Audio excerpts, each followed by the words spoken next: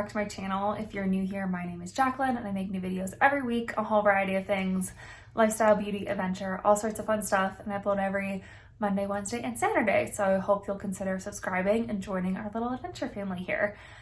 And today I have like a first trimester update, kind of like what my must-haves were for my first trimester of pregnancy. If you haven't seen our announcement video, I'll leave that up in the corner and down below. But me and my husband are expecting a baby. I just entered into my second trimester and I'm starting to feel better. I still feel like I get really bloated and stuff. I just want to talk about my first trimester today. So let me just chat a little bit about my first trimester and we'll get into like some must-haves and things that like really helped me get through the first trimester. Because we found out super early, like I said in that first video, we found out like 4 weeks that I was pregnant. So I had a long time to sit with my pregnancy and, you know, really go through all of it. So yeah, the first trimester for me wasn't as bad as some people's are. I know some people have like debilitating morning sickness and they're throwing up every day and it's just super bad.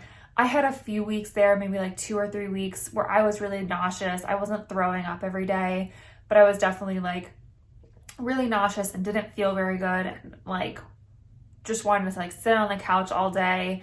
I found for me personally that the busier I was, the better I felt. If I laid around on the couch all day, I felt worse than if, you know, I got up and took my dog for a walk and got some work done on, you know, at my desk and did things around the house and tried to get out of the house and stuff. I found that I felt better when I was doing more things. So I definitely made that a priority. And that seemed to really help for me personally. But there was definitely a few weeks there that was very hard to do that. But I honestly think that my morning sickness really wasn't that bad. It definitely could have been worse. And I know a lot of people's are worse. So that really wasn't that bad. For me, the fatigue was really bad. Every day at like 12 o'clock, I needed a nap so badly. And I slept for like an hour and a half every single day, which is weird for me. I used to nap in college all the time, but I was a lot busier in college and like running around a lot more. Yeah, for me, it was the fatigue. Literally every day I needed a nap and I was just so tired for like no apparent reason except for the fact that I was pregnant. So for me, that was the worst part, was just how tired I felt. I'm used to like going and be able to like do whatever I want and, you know, go on long hikes and be outside all the time. And it was really hard for me to adjust to being like, you need to slow down a little bit. You need to take your naps or whatever. So for me, yeah, that was the hardest part, was the fatigue. The other hard part for me, besides the nausea, was I was so bloated. I still am. Definitely have a few things that are incorporating into my routine now that are helping some, but the bloat in my stomach was so bad. I already have stomach issues as it is. I don't eat dairy. I don't eat gluten for the most part. Every once in a while I'll have some gluten. It's not a very good idea, but for me, the stomach issues became even worse once I was pregnant.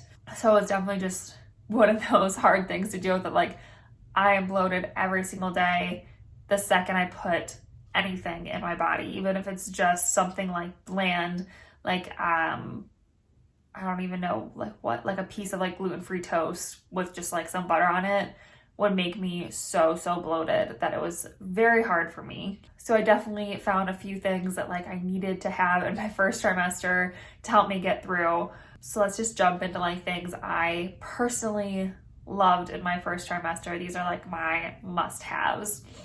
The first thing, obviously, I think this is in like everybody's must-have first trimester pregnancy videos anywhere, and they're on every doctor's list as well, prenatal vitamins.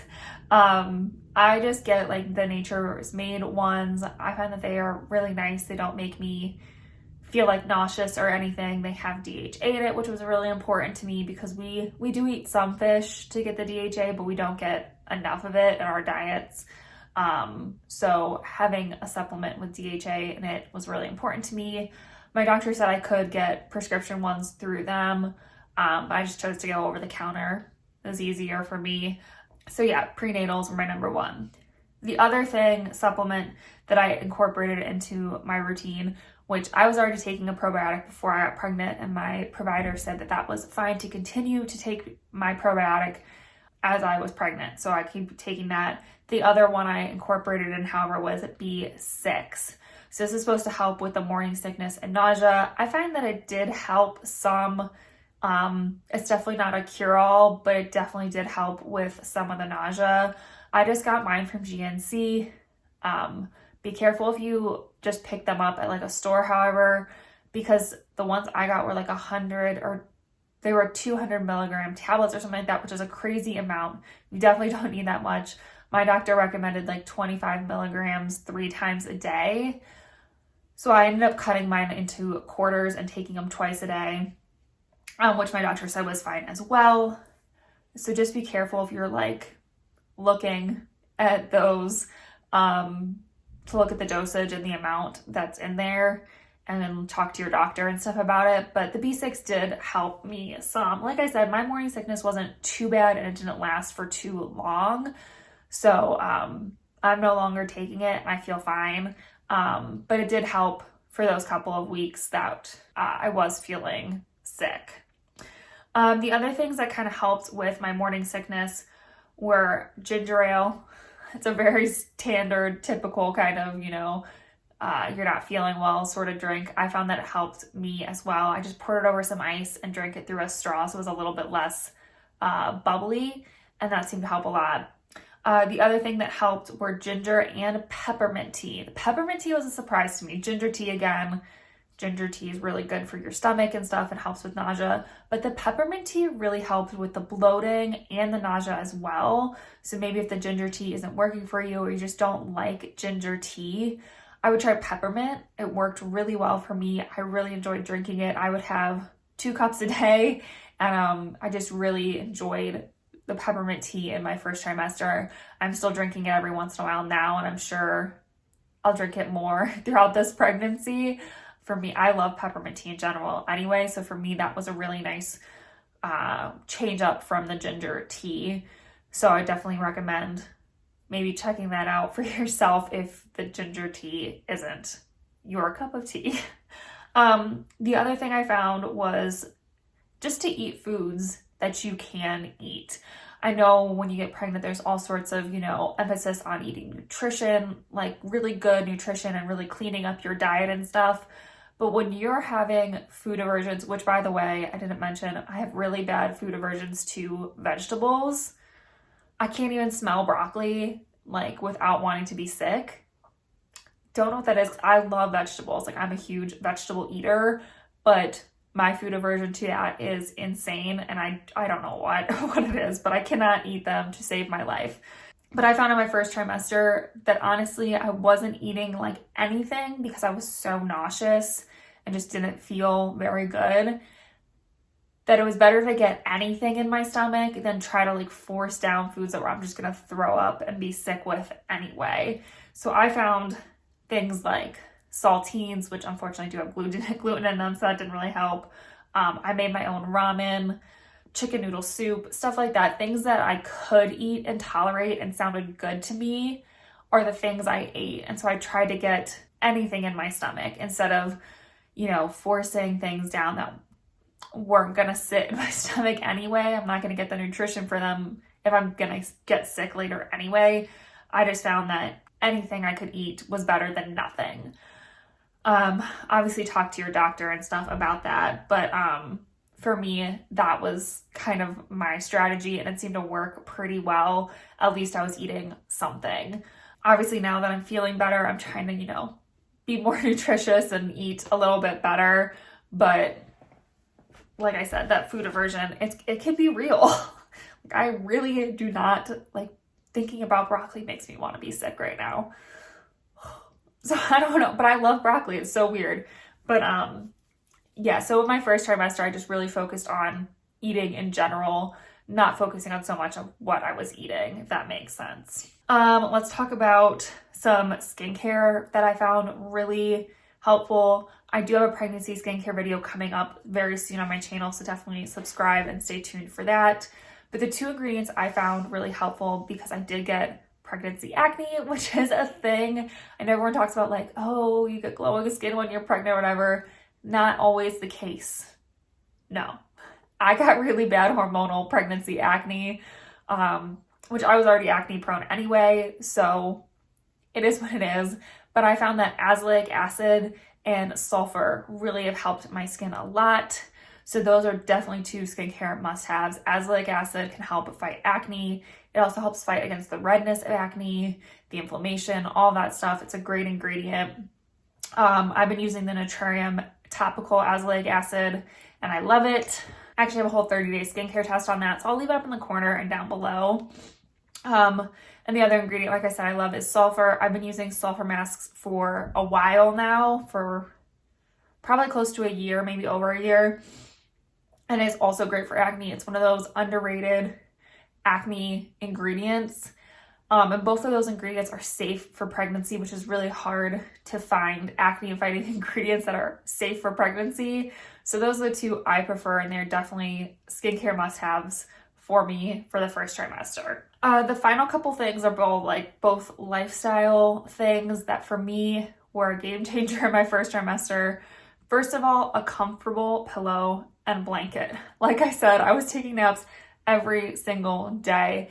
So I don't like to nap in my bed. I find that I like sleep even longer. I like to nap on our couch. Not this one, the one in my family room. But our pillows on our couch weren't super comfortable to nap with. So I found another pillow that I put on the couch that was really comfortable and made napping a little bit easier. I felt better after my naps. And just a really good comfy blanket. If you're tired and exhausted like I was, those 2 things are so important, because if you're tired, you should nap, especially if you're, if you can and you're pregnant. Napping is a great thing in your first trimester. So finding a comfortable pillow and comfortable blanket were like key for me to get good naps in. For me, so important. The other thing to be comfortable throughout the day in is comfortable pairs of leggings. So a lot of my leggings I already owned were kind of high compression and they were too tight on my bloated stomach. Obviously I'm not showing or anything yet, but even just the bloating was so uncomfortable, and the compression of my leggings made it very, very uncomfortable to sit, to lie down, anything. And I didn't just want to wear like sweatpants around the house all day. So I invested in a very comfortable pair of leggings. They are super expensive, but these are worth it. And apparently they're so stretchy, you can wear them throughout your whole pregnancy though. So that was kind of my hope behind buying these. They're the Lululemon Align leggings. They are expensive. I will say though that if you have a military ID, they give you a 25% discount. So definitely ask about that. It helps a lot. But I have been like living in these Lululemon leggings. They're so comfortable. They have so much stretch. They're not so compression-y that they make me uncomfortable when I'm bloated or anything. And I really do hope that they are stretchy enough I can wear them through a lot of my pregnancy, because that would be amazing, because they were really expensive. But for me, a comfortable pair of leggings were key. So even if you get like a dupe off of Amazon or whatever, I just think it's so important to find comfortable pants that you can wear. Because like for me, my jeans weren't fitting anymore. Like I said, my other leggings were too tight. I didn't want to wear dresses around my house all day. And I also didn't want to wear sweatpants all day. So the Lululemon Align leggings were like key. So those are kind of all of my like must-have items. Anything I can link, I'll link below. A lot of this is just like food and stuff basically. But yeah, those were like my must-haves for my first trimester. If you have any suggestions for first trimester or second trimester, like things you definitely wanted or needed or used or loved or highly recommend, anything like that for your first or second trimester, leave them down below. Leave me a comment. I would love to know what you used all the time while you were pregnant. I'm definitely looking for recommendations for things. So definitely leave me a comment. And if you enjoyed this video, give it a big thumbs up. And again, I have a goal of 1,000 subscribers this year, so I would love it if you would subscribe and join our little adventure family here. We would love to have you. And yeah, I think that's it for this video. So I will see you in our next adventure. Bye.